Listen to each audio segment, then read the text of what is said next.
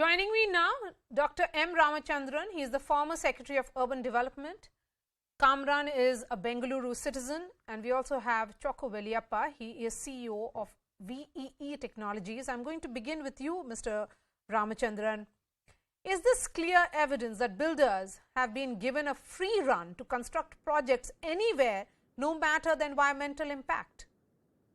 From what you have presented, it appears like that. I don't know how they got their clearances and how they could start construction. And it's I cannot really figure out if there is an order of the NGT or if it has been upheld by the Supreme Court, and it's probably 2 years plus now.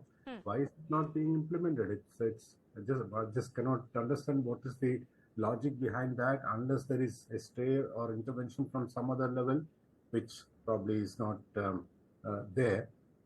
So one can't understand why the orders are not being implemented. It's very unfortunate. Yes, because the NGT order was given in 2016.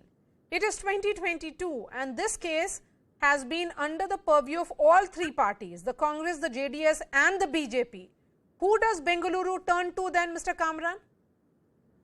As a citizen, who will you turn to? So as I have lived in Bangalore for a very long time, this case of Raj Kaluve and flood it keeps happening every time there is heavy rain. So I think in 2016 you're talking of the NGT order, but also in 2016 there was another action taken by Bangalore Metropolitan Task Force, who had which under the under the leadership of the BBMP chairman then, who had filed an FIR against 20 government officers also for giving illegal permission. And that time also they had planned to demolish around 400 buildings. This was once again near the Bengaluru lake. And after around a demolition of 100 apartments or single owned houses, not apartments, so these are single owner houses, they had stopped, taken a break. Again, this time, if you see, the same thing happened similar thing happened in 2018, where around 410 houses were demolished overnight near Kariyamanna Agrahara, which is also near Bengaluru. And in that, around 1,500 people were, made homeless. That time, the mayor of BBMP was Sampath Raj.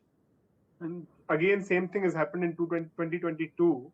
If you see, once again, what they have done is they have demolished the shanties, or slum houses. But every time, whenever there is something like this, so you destroy the slums, anger. But whenever there is a public anger, you don't destroy these buildings. Exactly. There is no destruction or nothing happens to these apartments or the villa complexes. But the first one to go are the tin houses, which are mostly of temporary construction nature.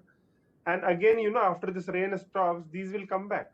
So I was also looking at a 2013 order, which was on Raj Kaluve, not in Bangalore, near Mahadevpura, but that was in Padmanabh Nagar.